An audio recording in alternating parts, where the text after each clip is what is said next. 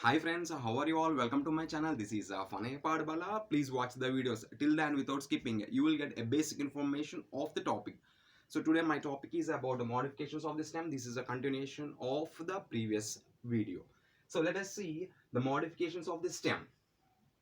So actually stem that is present above the soil and it bears leaves and the branches along with these flowers and fruits,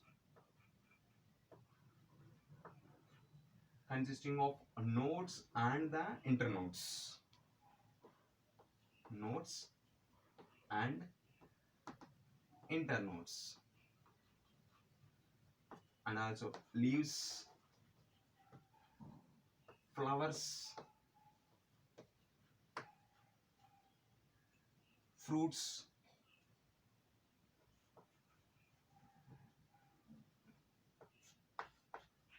and branches. So actually what you are seeing, this is above the soil, means it will show the positively phototrophic, consisting of nodes and internodes, leaves, fruits, flowers and the branches. But some of the stems are modified. They may be presenting on the underground, subaerial and the aerial stem modifications. So for their survival they are modified into underground, subaerial and the aerial. So in this video I want to discuss about how the stem modified into underground stem and what are the functions. I will discuss in this video briefly. So let us see underground stem modifications.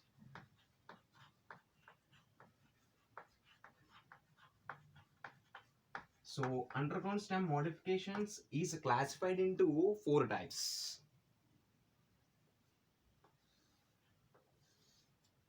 The first one is rhizome, second one is corm, third one is tuber, stem tuber, and the fourth one is bulb. So if you see the examples, again the rhizome is classified into two types. Again the rhizome is classified into two types. One is horizontal rhizome, the second one is vertical rhizome. So if you see the horizontal rhizome, examples like ginger and turmeric. So these are both are comes under sympodial, and the lotus, this is also a horizontal growth comes under monopodial. So what is sympodial, monopodial, I will discuss. So first I will complete these examples and classification. So vertical growth examples like fern plant, pineapple and banana.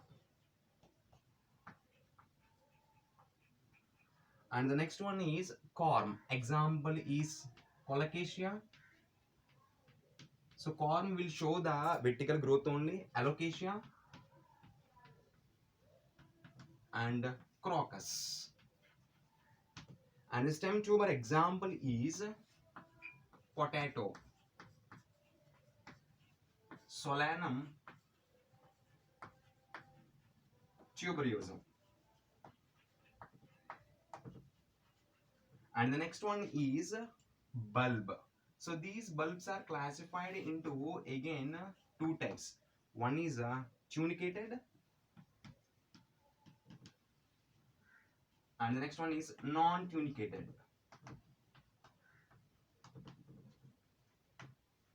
So again the tunicated is classified in two types. One is simple and the next one is compound. So simple example is onion and the compound example is garlic, and non-tunicated example is lily. So this is about the underground stem classification along with the examples. So now we will see the horizontal growth. Example is ginger.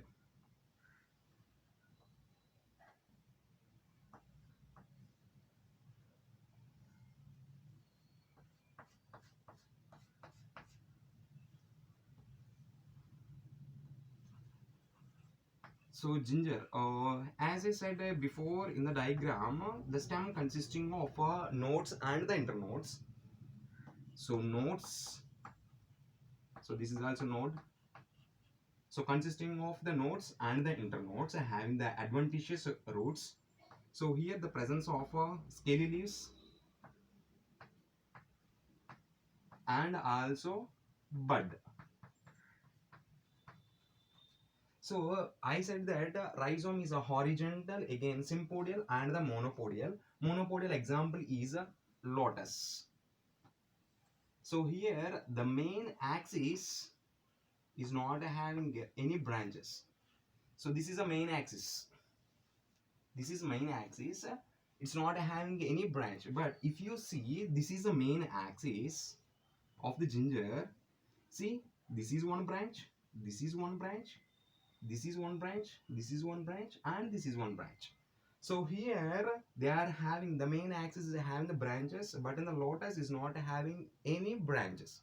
That's why this is a monopodial and this is a sympodial. Both are the horizontal comes under the rhizome. And the vertically examples like fern plants. Fern plants is also having scaly leaves. So these scaly leaves we are called as ramenta. So only in the fern plant we are call the scaly leaves is as ramenta, and these are comes under pteridophytes. Pteridophytes. And if you see the colocasia and alocasia example of the corn having the vertical growth, so these are somewhat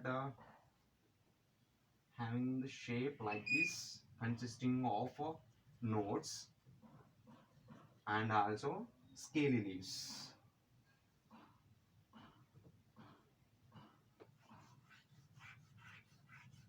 Scaly leaves. So at the node, they will form the daughter combs like this, having the nodes. So examples like colocasia, alocasia, and the crocus. Some crowns like having the spherical shape also. So having the daughter combs here, and the shoot develop like this. Here the underground stem examples like corn, colocasia, alocasia, and the crocus. The next one is tuber. So I will show the live examples. So tuber example is potato. So we can see the potato is having the buds here. So when you are observing the potato, we can observe the scars called as nodes. So upon these nodes, the buds will arise. So if you cut this one, if you are placing in the soil, a new plant starts germinating and they will starts giving the potatoes like this. So this is underground stem modifications. It will become solven and they will develop like this.